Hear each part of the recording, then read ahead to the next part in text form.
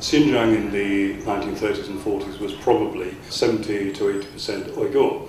There were Han people there, there have been Han people there for a very long time, but from 1949 onwards the position has changed quite dramatically. Partly it was as a result of people who had been left behind as part of the Chinese Communist armies that took control in 1949. Partly it's been migration since, but the current position is that approximately 16 million people living in Xinjiang, something like 8 million are Uyghurs. So it's roughly half and half. There's a certain difficulty about these figures because they are politically sensitive.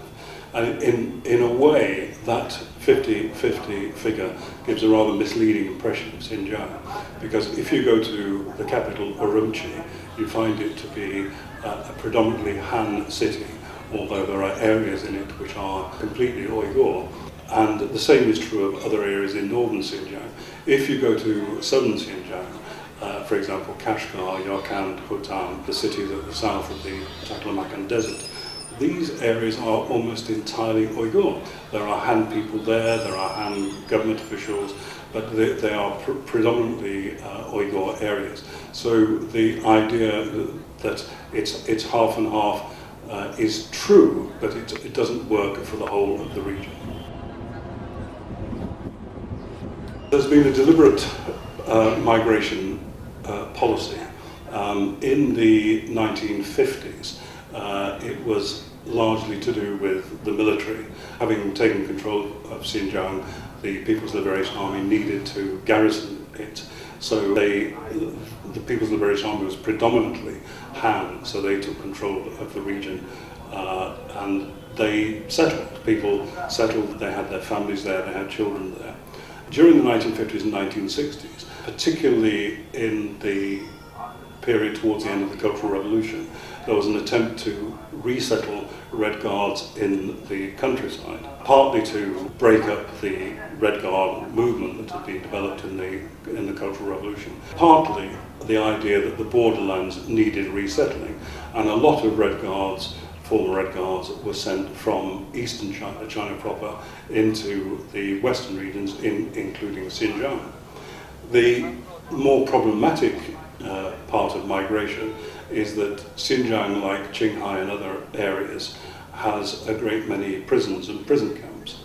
And so a lot of people convicted of serious crimes in eastern China have been sent to prison camps in Xinjiang. And when their term of imprisonment has come to an end, they've settled in that area. And there's a great deal of resentment at the fact that Xinjiang is seen as a dumping ground for prisoners and criminals from the rest of China. The position in the more recent past is that although there's been an encouragement of migration by the state, there's also been migration because of the economic opportunities that are perceived in Xinjiang. So if you travel to Xinjiang, for example, if you go on the train that goes directly from Shanghai to Urumqi, you'll find a lot of people who are going, Han people who are going from Shanghai out to Xinjiang to do business. Some of them are settling, others only spend a short time there and go back. So there's planned resettlement and there's economic migration. If you look at it on the general level, the Han are in charge. It's rather different in the more far-flung regions such as Kashgar in the southwest and Wulja, Yining as the Chinese call it, in the northwest. There you can detect a great deal of tension between the Han and the Uyghurs. The Han are really thought of as and treated as colonists. They don't fit into local society, and in fact you can often see a dual economy, one economy run by the Uyghurs and one run by the Han Chinese. The government structure is quite interesting, because it's formally regarded as an Uyghur autonomous region. They have to have Uyghurs in the government. So, for example, the governor of Xinjiang is an Uyghur, but the party's secretary is a Han, Chinese, Wang Lechan. And nobody is under any illusions. The party has the upper hand, and it's one they're trying to run Xinjiang, although formally there is an Uyghur provincial governor. I think on certain key issues like marriage, there tends to be a very clear division between the communities. There's an enormous pressure on Uyghurs to marry within the community. There are logical reasons for this. The language. Most Uyghurs speak Uyghur as their first language, and if they know Chinese well at all, they've learnt it at school. Most Han Chinese in Xinjiang, as far as I can tell, don't have very high-level Uyghur language, and even those who do have learnt it as a second language.